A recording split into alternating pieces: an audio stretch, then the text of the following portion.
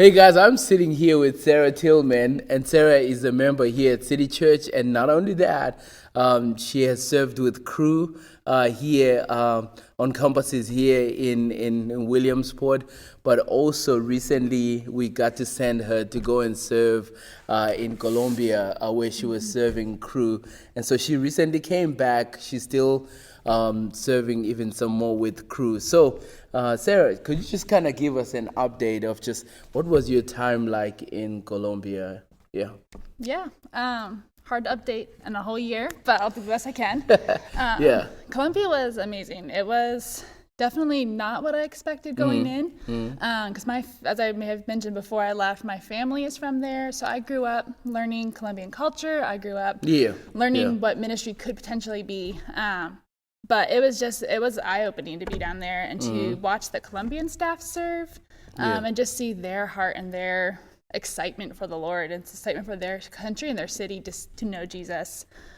So we worked on 5 different campuses, and our purpose down there was to help them relaunch. So after the pandemic, it was a little difficult to get students to commit to come back to campus because many students don't have dorms. So they were living an hour away from campus and were commuters, and it was not the ideal situation to have students commit to Bible studies. So we were there to help them find times for Bible studies, help them meet students and find students who are on fire for the Lord.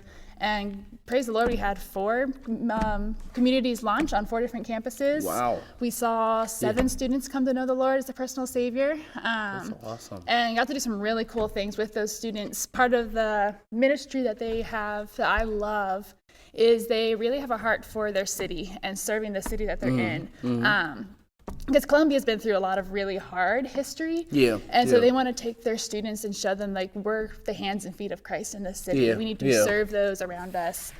So we did 2 service projects while we were down there. One was to the poor community of Colombia. So Bogota is split up into stratums by tax brackets.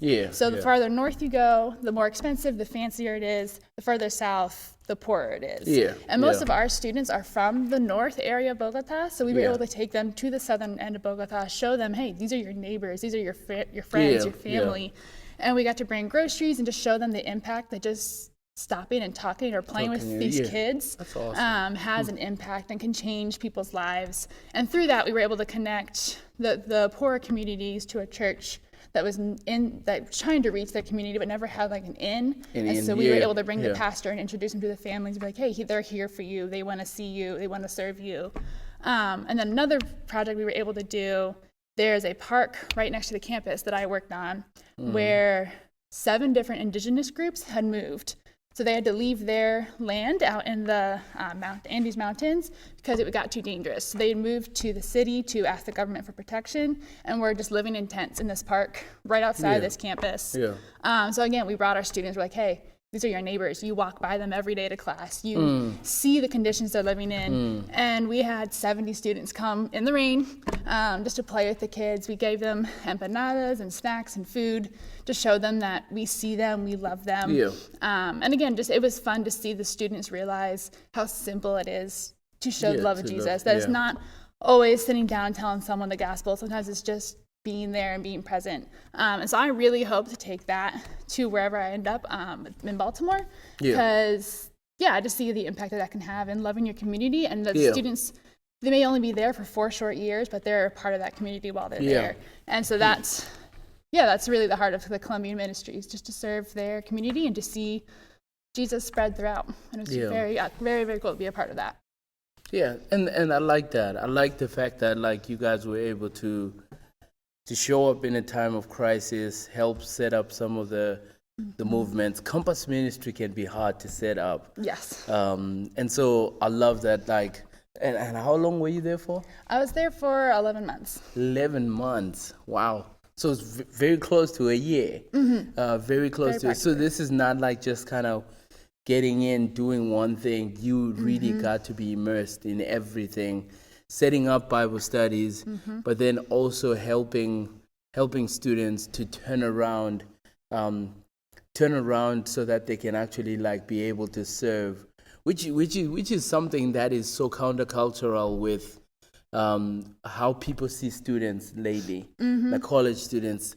Everybody thinks they are all inwardly focused, but really, this is what I love about Crew: the fact that like you guys are showing them also that like, hey, you can also be an agent of the gospel in where you are, right where you are, and then also just like connecting to the local church. So yeah, that's awesome. That's awesome. So what's next? What's coming up next? I know that that you're gonna be moving to a new post. So when I was in Colombia, probably around January, I started praying through like what's the next steps. I could have decided to stay in Colombia for another year and continue ministry there, or come back to stateside ministry. And after a lot of prayer and conversation with my team, I decided stateside ministry was where the Lord's calling me next. In order to take more Spanish classes, raise up students, and raise up awareness of the needs in these other countries, especially in Latin America. So I'm going to be moving to Baltimore, Maryland, and working again on 5 different campuses down there. Meeting with students, doing discipleship, basically what we did here in Williamsport. But my vision for that, though, is to lead teams of students on short-term missions back to Colombia, because I've had that experience as a student going to Colombia, which is what sent me to Colombia and to start with. But then being on the other side of it and receiving those teams in Colombia and seeing, oh, this is the impact that they can have, and seeing the aftermath of like, our students were so excited after the U.S. teams came. They're like, oh, these students cared about us to leave their camp and to take their break and come see us. And so I know that, there's still a lot of need. There's still a lot of work to be done in Colombia. And so if I can raise up students from Baltimore and Maryland, Virginia area to be sent to Colombia, that's what I hope. That's where my heart is right now. That's awesome. That's good. Well, we will definitely be praying for you on that. Which is probably going to be my next question in terms of like, okay, so what does continuing to support you look like in terms of like, so just how can we continue to partner with you? Because this is home. We're always just going to be very interested in what's happening in Sarah's life. So what does that look like? How can we continue to really just kind of walk alongside you and just continue to energize you to continue to move forward? Prayer is the biggest thing right now. I have the month of July to find an apartment, find a car, find roommates in the city. I don't know.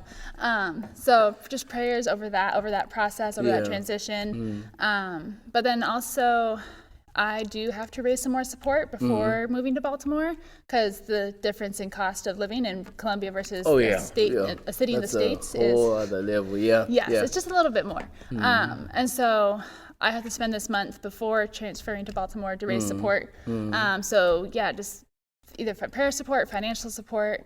If you know people who would be interested to be involved in ministry towards Baltimore students, but also Colombia and Latin America, connecting me with those people would also be a huge help as I transition this summer over to a new team.